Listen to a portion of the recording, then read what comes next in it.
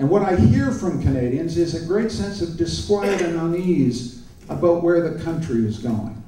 I think the unease and disquiet began with prorogation. I think that's when the story started. I see some of your heads nodding.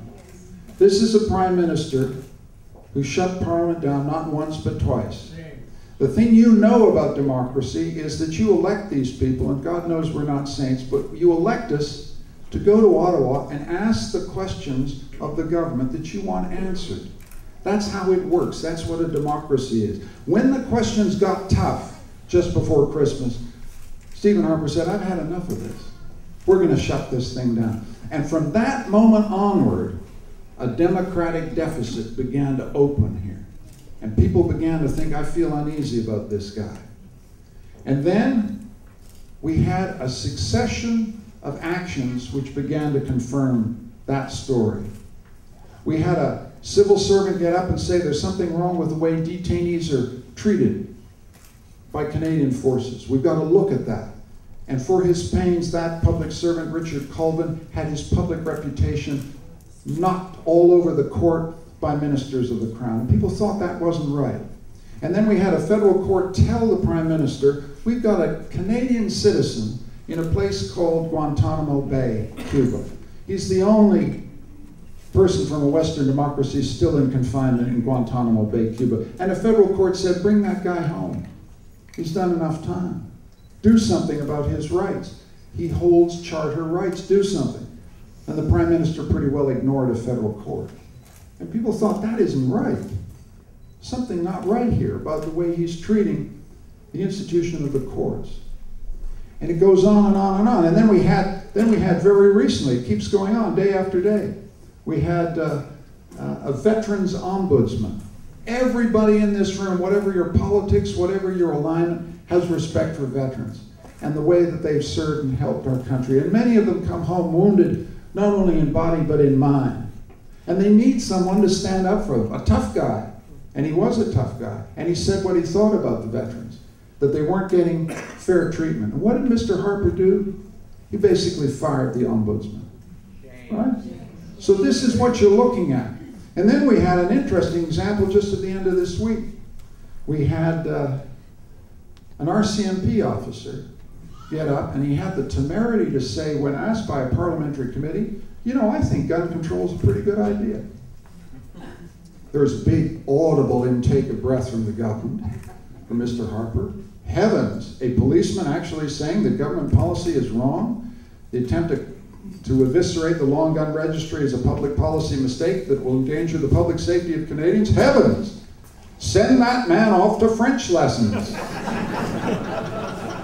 That's what they do. I'm not kidding. I didn't make this up. They said, go and have some French lessons, young man. You've obviously got to get your mind straightened out here. Don't you know what the government policy is? The government policy is to eviscerate the gun registry. We're the party of law and order, but just forget about that for a moment. Anybody who actually cares about law and order wants a gun registry in this country, pure and simple.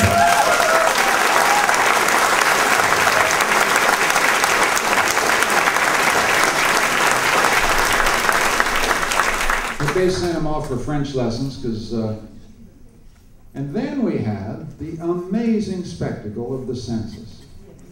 I say amazing because you're all sitting here and the same way I am, scratching your head thinking, why have we had a national argument about the census? How did this happen?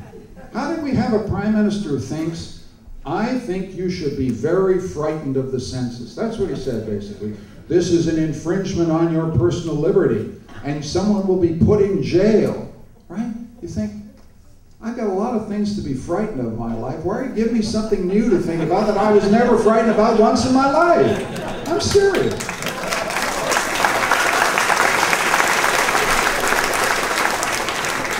And we laugh about it, but I tell you, this is the way this man governs.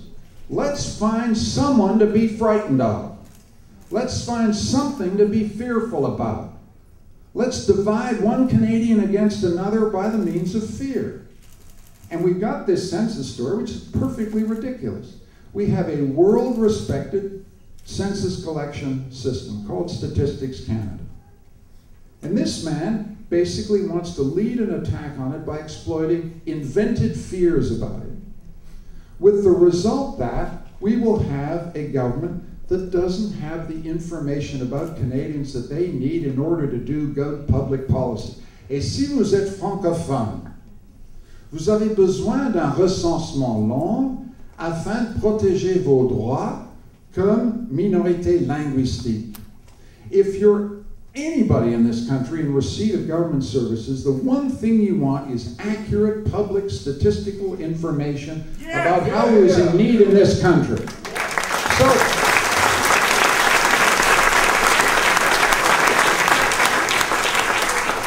So this is a government that decided, you know, don't bother us with the facts. And if we need some facts, we'll invent a few. Stockwell Day the other day, when faced with clear statistical evidence that the crime rate is not increasing, said, well, unreported crime is increasing. Unreported crime that you've never heard of is increasing. And you should all be very, very scared. I mean, come on, who do they think we are?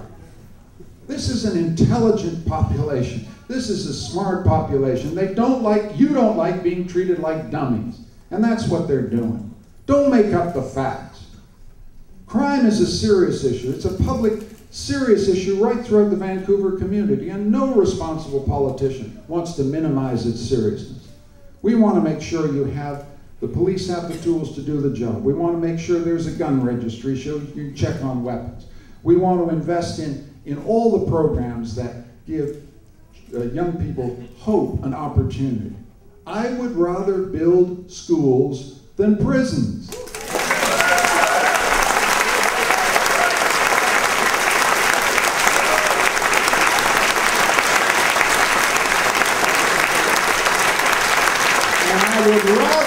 I would rather reduce the scandalous gap in what we invest in Aboriginal and non-Aboriginal education than putting Aboriginal kids in the slammer.